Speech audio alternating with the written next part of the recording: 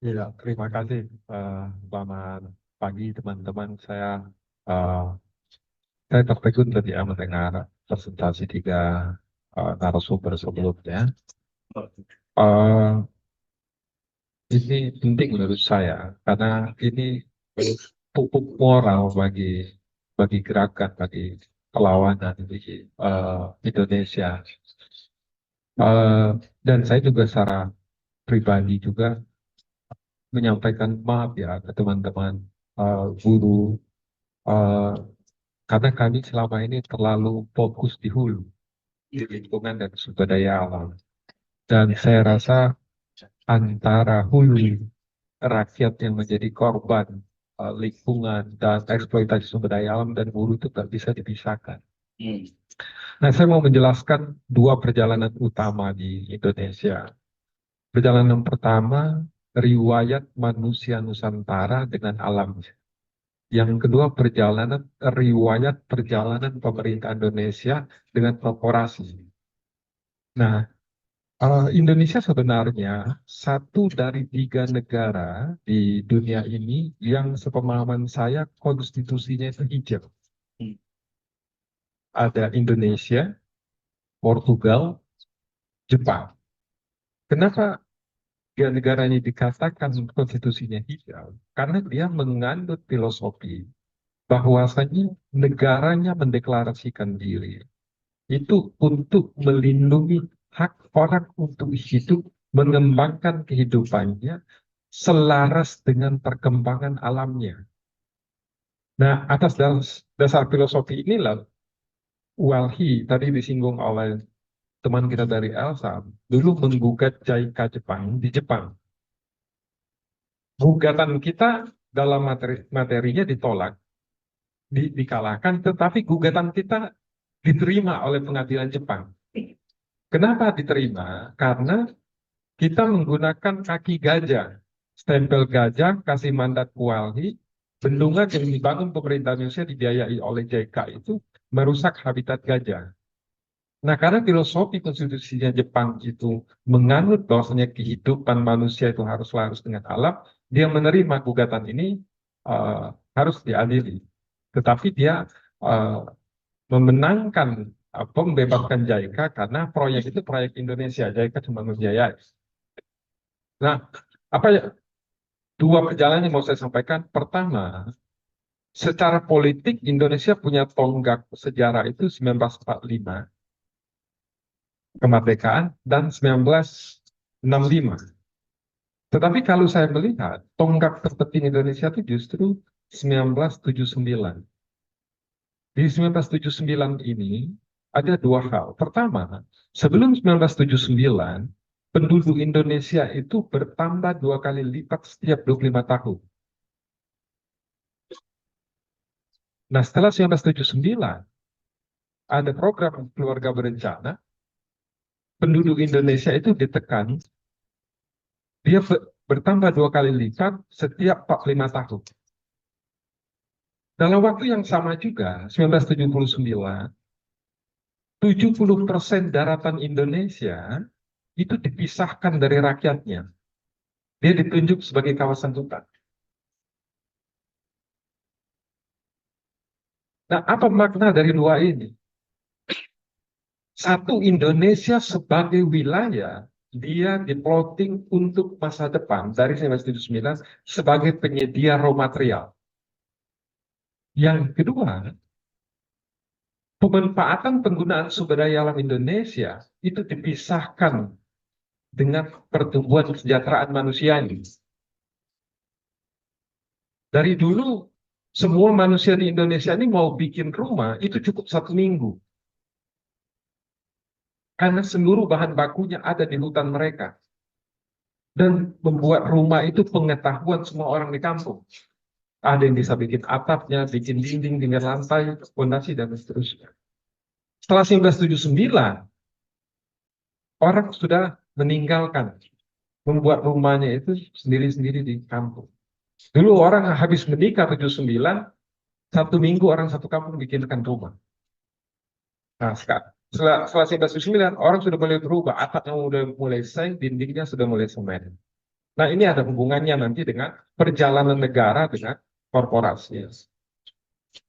Nah, yang saya mau garis bawahi yang pertama tadi bahwasanya pada fase pertama negara menjalankan perannya memisahkan rakyat Indonesia dari sumber kehidupan dan kesejahteraannya, dipisahkan. Nah, kemudian apa yang terjadi ketika rakyat Indonesia tahun 1979 dipisahkan dari sumber daya alamnya, dari tanahnya, hutannya, lautnya. Generasi keduanya itu migrasi ke Jakarta, migrasi ke Malaysia. Karena dia tidak bisa lagi membangun harapan dan kehidupannya di kampungnya, tidak ada tanah, tidak ada hutan.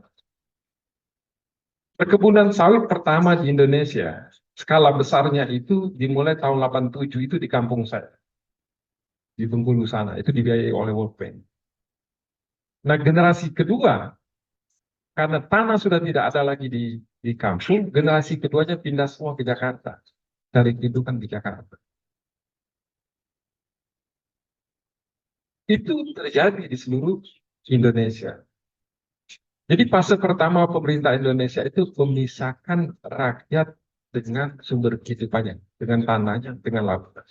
Fase kedua pemerintah Indonesia ini dimulai di tahun 92, di mana negara mulai memberikan sumber kehidupan ini tadi kepada kelompok korporasi. Apa bentuknya? Tahun 92 dikeluarkan Undang-Undang Sumber Daya Benih.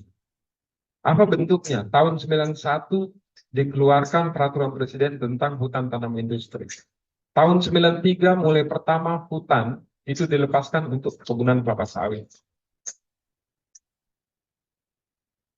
Jadi dimulai tahun 90-an, siapa mau kaya merapat dengan kekuasaan. Tahun 92. 8 tahun kemudian kita reformasi. Setelah reformasi sekarang 25 tahun, situasi berbalik. Siapa mau berkuasa merapat kepada pengusaha. Dan pengusaha-pengusaha yang sekarang mengendalikan politik, membiayai politisi, inilah pengusaha yang di tahun 90 merapat sama kekuasaan. Ceklah, yang punya 5 juta hektar sawit, yang punya 3 juta hutan tanaman industri, yang punya 500.000 HPH, yang punya tambang dan semuanya. Nah, saya menggarisbawahi sampai dengan tahun 2010,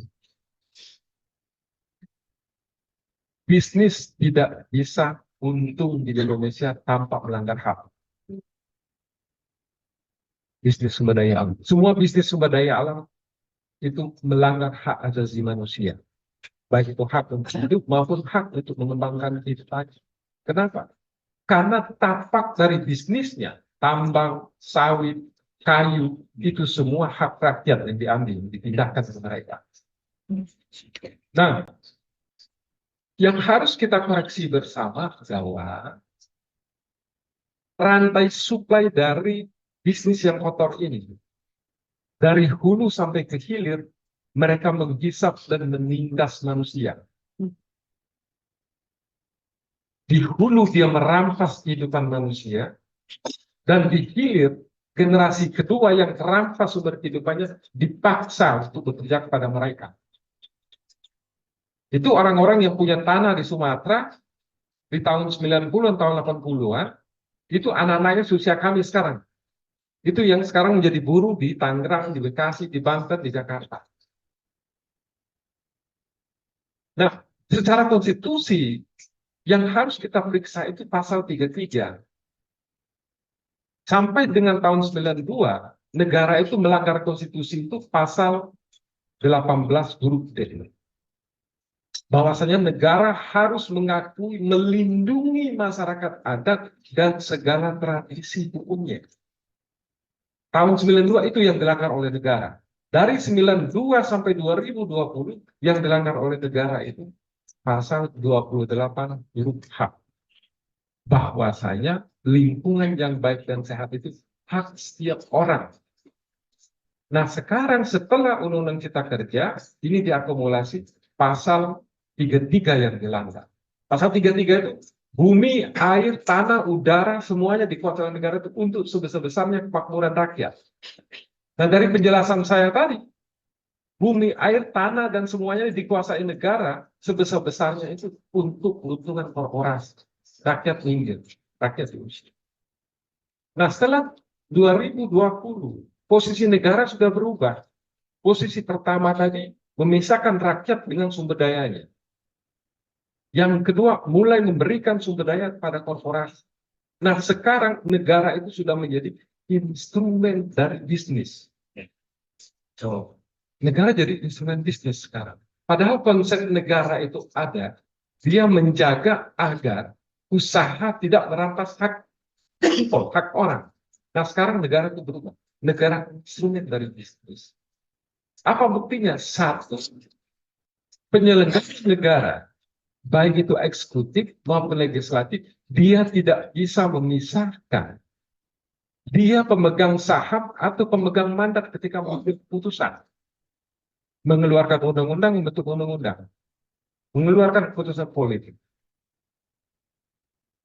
Jokowi, LBP, Erick Thohir, apakah dia bisa memisahkan diri ketika dia mengambil keputusan itu? Dia sebenarnya pemegang saham atau dia penyelenggara negara? Dia nggak bisa. Itu satu. Yang kedua, ada perbedaan mendasar moral antara penyelenggara negara ini dengan manusia di Nusantara. Manusia Nusantara itu panduan hidupnya secara moral, baik atau buruk, jahat atau salah. Kalau baik, dia menjadi tradisi. Kalau salah, dia dikutuk di kampus. Nggak akan selenggarakan, pasti dikutuk, diarak dan seterusnya. Itu pedoman manusia Nusantara hidup. Tetapi negara ini pedomannya tidak benar salah baik buruk. Negara ini pedomannya legal atau ilegal. Mau dia jahat, ngambil nyawa orang, jual ginjal orang, selama dia legal, negara ini tidak akan. Secara moral kita berbeda antara manusia Nusantara ini dengan para politisinya. Nah, menurut saya sangat penting mempertemukan antara rakyat yang menjaga tanah, yang kehilangan tanah dan lautnya di Nusantara, dengan rakyat yang sekarang berjuang di angkat dulu. Karena kalau kita mau memulihkan Indonesia, dua pemegang hak konstitusional ini harus ketemu. Karena kalau kita mau memulihkan sesuatu, fondasi memulihkannya itu harus ada tempat melekatnya. Ada pemegang hak konstitusional. Ini saya sangat ingin setelah ini kita mendiskusikan lebih jauh. Bagaimana kita mempertemukan pemulihan hak konstitusional rakyat itu dengan rakyat itu. Yang kedua, bagaimana kita menekan, mengembalikan peran dan fungsi negara ini, menghentikan kejahatan yang sudah di atas, di luar ambang batas kemanusiaan.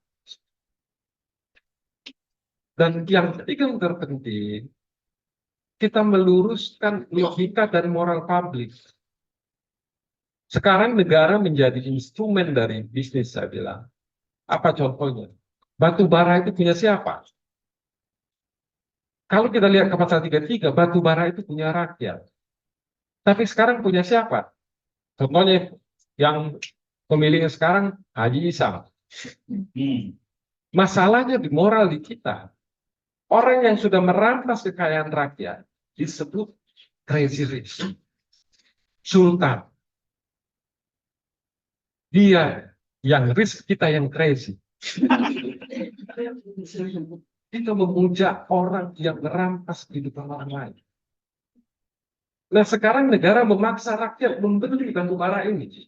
Apa contohnya? Pulau Jawa dan Bali. Listrik sudah oversupply.